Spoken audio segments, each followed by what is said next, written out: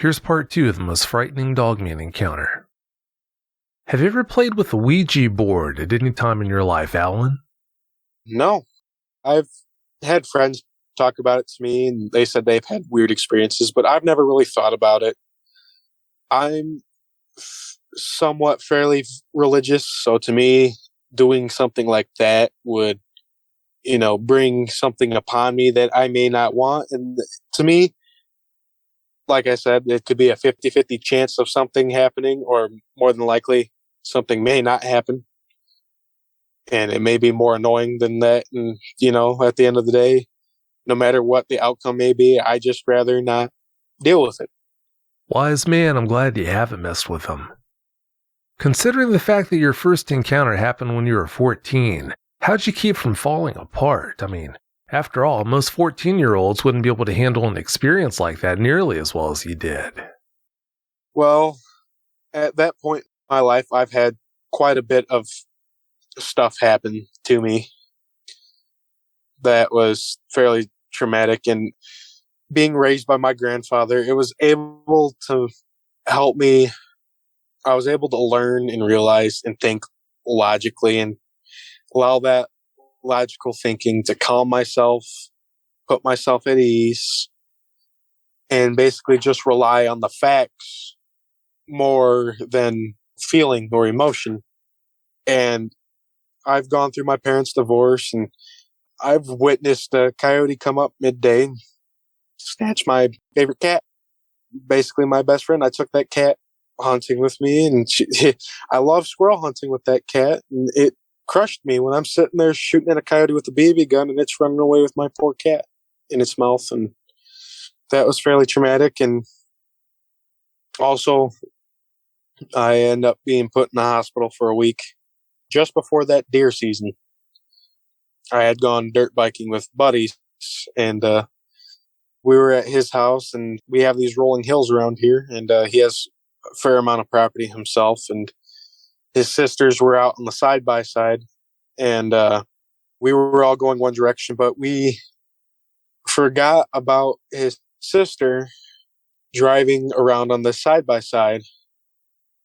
And unfortunately, I found that out the hard way, that they didn't understand the rules like we did, and they came flying over the hill as I'm charging up it, and it was very not smart of me to be charging up it and not making sure everyone understood. But 14 years old, what are you going to do? And I hit them head on, and I snapped my femur clean in half and had a compound fracture. It was a mess, and I ended up being in the hospital for 3 days, and that was fairly traumatic. So I was able to learn fairly quickly how to just accept things as they are, and it helped me get through certain things a lot faster than most, I would say. And that's pretty much how I'm able to go about things. And I don't doubt that some things stick with me, and there's constantly back there in the back of my head jabbing at me, and sometimes it pops out and it gives me a burst of anxiety, and that's pretty much how I go about things like that these days. Wow, you had experienced some rough things before you had that first encounter. And talking about seeing that coyote run off with your cat, I can understand why you would have a thing against coyotes if you saw that. I know I sure would.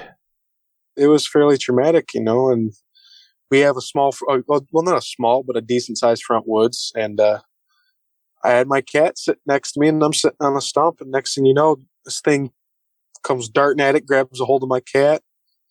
I start beating on its head with my little Daisy, and I start shooting in the eyes. My grandfather was only a couple hundred yards from me, and he can just barely see me, and he hears me crying for him, telling him to shoot it, shoot it, shoot it. And he had a Remington 878 with him, with buck slug, buck slug, buck slug. And he has killed many, many, many, many deer. And I can't put any more emphasis on that. All this land that he owns and the land surrounding that was all farmland, owned by one family. And he was such good friends with them that he would let my grandfather and my great uncles, and after a while, my uncles and my father do drives on all this farmland. Walk out and just push deer from one end to the other, and hopefully somebody would get one. And he carried this Remington 870, and he's shot many deer over 100 yards with this smooth bore barrel 12 gauge. He has shot many deer on the run with that gun, and I've witnessed it firsthand when I was younger. And he's getting past his prime now, and he hunts, but he's more picky, and he sits more than he walks now, and waits for the right one to come along. And even he couldn't. He was sitting there shooting at it and just sitting there. He unloaded the whole gun trying to fire at this thing, and he felt heartbroken because there was nothing he could do at that point. He spent days trying to look for it, and he tried tracking it down across neighbor's property to try to see if, it all it did was run up, grab the cat, and run away with the cat screaming in its mouth, and it tore me up pretty good. And yeah, that's the reason why I'm able to handle a little bit of natural abuse, I guess. Yeah, I can understand why, like I said. That's horrible. Wow. Do you think the uneasy feeling you had the morning of your first encounter was related to that encounter somehow? Well, in a sense, what I learned as, yes, but as a hunter, you kind of unlock another sense. You're able to tell when's the right time to move, where's the right spot to look. If I like to sit perfectly still, as still as I can, and I'll look over a certain area for a while, and then I'll slowly turn my head. And if I'm sitting out in the open, this is how I go about things, like up in a tree or on the ground. And I'll turn my head slowly, and I'll look at another area for a little while, scan it really good, and then I'll move my head back the other direction, look the other direction for a little bit. Or I'll have my binoculars up, and I'll sit there and I'll glass for 5-10 minutes or so, and then I'll take a break and just let my eyes readjust.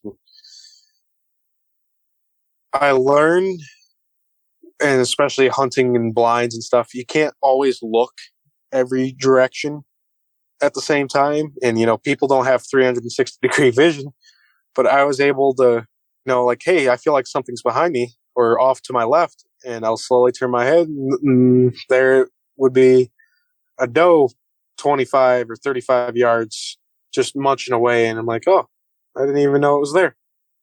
Or I'll happen to look up, I'm like, oh, I feel like something's out this window, and I'll lean back just enough to look out the back window, and I'll catch some movement of something, and I'll know, oh, there's something out there, and I'll take a look at it and see what it is. And I rely on that sense, and obviously it was telling me, hey, something's not right out here. Something's out here. So that's what I chalk it up as. I could be wrong, and I could have just felt nervous for whatever reason. I could have felt nervous just because it was quiet out, and I've never had it that quiet before. And so you never really know, though. That's true. You never do know. Good point. Had anything strange like that happen around your grandfather's property before that first experience, or was that the first time? I think the summer before this experience, and this experience was late December, late antlerless deer firearm season. Earlier that summer, my grandfather had a John Deere 870 back in the day, and he got rid of that, I think, right around that time or a year after that. But I noticed I was out cutting. I was out using a finish mower on the trails because we have groomed trails. They're nice, well kept. It's basically just short grass at this point type trails, so we don't have to trudge through weeds or sticks. We keep them well maintained. And I was on my way back to the house around 2:00 in the afternoon, either having to go to the bathroom or get some water or something, or figure out what my grandfather was doing. And after I finished cutting these section of trails, I'm cruising my way back, and around the corner, cross one bridge we have with a gate, and there's a coyote coming right up the trail, right towards me, and it was a fairly big one, and It stops, stares at me, keeps coming towards me, and then it walks off into the brush, probably 15 yards from the front of the tractor. And I think that was the only strangest thing I've had happen before, other than my experience with making the poor shot on the coyote my second or third year of hunting and having it lunge at me before finishing it off.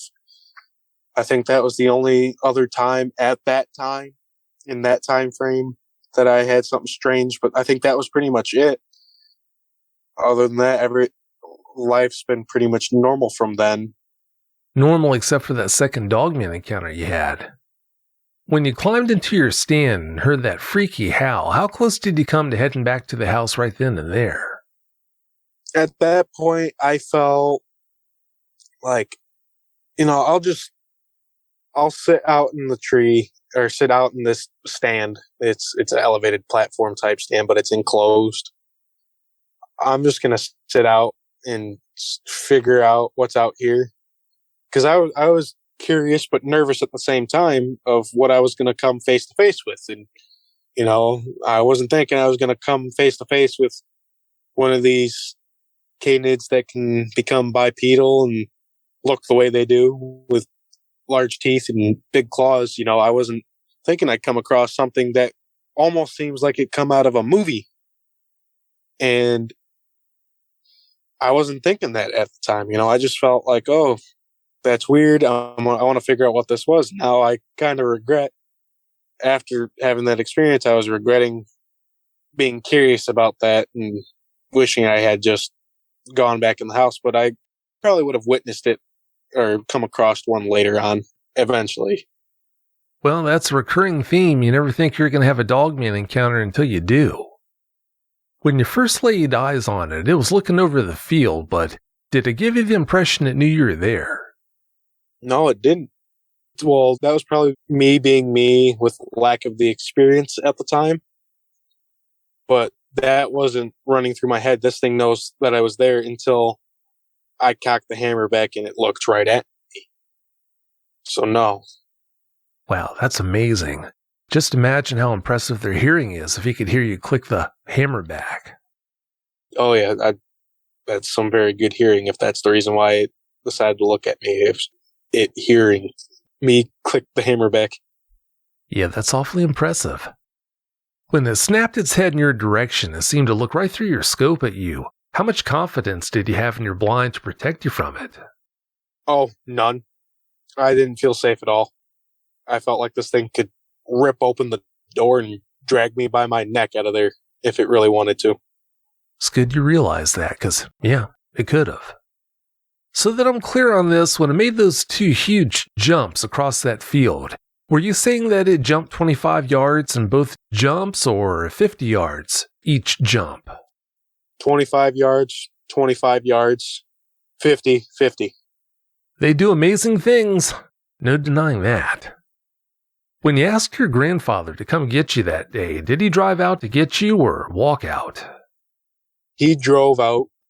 He had my uncle's Jeep at the time. It was an old XJ Grand Cherokee. He just came four-wheeling out with it. I don't know why, but he decided to drive out in that, which I felt a lot better that we were in that, because otherwise he would have drove out in his Gator, and I did not feel safe in him driving his Gator out there with no sides on it and no doors. No, I don't blame you. I can understand why. Talking about your second encounter, how tall would you say that Dogman was that snuck up on you? Oh, he had to be an 11-footer. If he was able to reach up there like that, no problem. He had to have been, if not taller. He could have easily snatched me out of there. Yeah, that's a big one. Were its ears on the sides of its head or on the top of its head? On the top of its head. How tall would you say they were?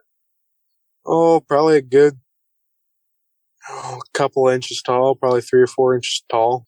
To me, they look like coyote ears. They weren't overly pointy, but they weren't rounded. They looked like, the best way I could describe them is they looked like a oversized coyote that was somewhat disfigured, pretty much. Like looked like it had weird looking arms and weird looking back legs, but other than that, it looked like a coyote. Did he stink? No, actually, he didn't stink at all. I don't know if it could be a lack of smell that I've acquired. My smell's not what it used to be, but I didn't notice any musky smell. I've heard some of your stories of people describe it as rotting meat or dog urine. I didn't smell any of that. I just smelled the fresh air and, the trees and all the fresh everything that was around me, the natural air. That's all, and a little bit of the creek that was below me. Sometimes you can smell the mud from that. That's pretty much all I could smell. Sometimes they stink and sometimes they don't, apparently. How long would you say its claws were? Oh, they had to be a good inch and a half, 2 inches long. If he was about 11 feet tall, then it had pretty tiny claws for a dogman that size. Well, I wouldn't know. The first one that I seen, I never really got to see its claws. And I didn't really get the best look at it, so it was kind of, when I seen it and it stepped down, it was kind of quick. Everything happened so fast. I have this drawn out, give you guys the best details possible, but it just happened so fast, and I only got, small glimpses here and there. It looked like a dog's paw, elongated fingers. It looked like its thumb was coming out, how that dogs have that weird thumb thing halfway up its ankle or whatever. Yeah, it looked like that was even longer. It almost looked like it had almost a full proper hand, but not like crazy long claws. But like I said, I didn't get the best look at it. Maybe if I would have let it circle the tree more and mess with me more, maybe I would have gotten a better look. But at that time, I wanted to get the heck away from that thing. Oh, sure, yeah, you were more concerned about making it out of there alive, so no one could fault you for that. When you two were standing there staring each other down, did it have an expression on its face? No, it was actually quite blank. It almost had a head tilt to it before it decided to curl its lip up and snarl and growl and show its teeth. Yeah, it's bad enough when a dog is growling at you. I can only imagine what it was like to have that dogman growling at you the way he was. It obviously had you dead to rights, but let you go without a scratch. What do you think it wanted? I wouldn't say too much that it was curious, but I would think that maybe there's a little curiosity and then out of it, and then it decided it wanted to do its thing and potentially get a rise out of me one way or another. It definitely did that. I'm sure it saw that too. How much confidence did you have in your 450 Bushmaster rounds to put it down, if that's what you would have had to do is fire on it? Well, I probably had 75% of my confidence and chance that if I would have emptied my mag, that there was a possibility maybe I'd hurt this thing enough for it to either succumb to its wounds or either leave me alone. But who is to say that it wouldn't have just straight up tore me up and make it mad? And, you never know. And I'm not willing to find out. I'm glad you're not. And yeah, thank goodness you didn't try. After having such an intense experience, how have you been able to keep things in your life in perspective? I try to stay as positive as I can.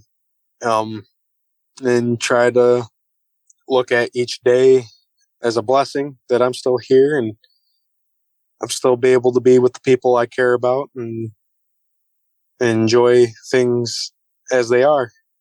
You're a good man. I like the way you think. It doesn't sound like your girlfriend believes that you had those two encounters. How much trouble have you had letting that slide?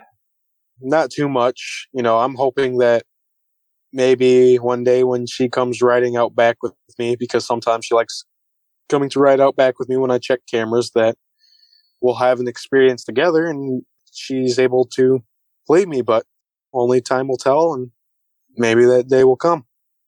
Well, I hope it doesn't come, but if it ever does, you can always have her contact me. Oh, I will if she does. Yeah, I'm sure that's going to be an interesting conversation. Well, it's about time for us to get out of here, Allan, but before we do you have any closing comments you'd like to share? I'd like to say that for somebody who has never had an experience before and wanting to have an experience, don't go looking for one. And if you experience one and you're a hunter and you think you can kill it, don't shoot it. Don't do it. Don't even think about it. Because these things aren't out here to get you. They're just like you. They're out here to do what they're doing, and they're going to mess with you. They're going to get a rise out of you one way or another. You just got to let it happen. As much as you don't like it, as much discomfort it creates for you, yeah, it's going to be bad, but only for a little bit. It's just be happy that it didn't get you. And don't try to kill one of these things, because I'm pretty sure that a 450 has no chance against these things. Wise words. Yeah, that's really good advice. Well, Allan, I can't thank you enough for coming on and sharing the details of those experiences with us. I really appreciate it. You're welcome, Vic, and thank you for having me here. Well, you're welcome. Thanks again so much. Have a great night.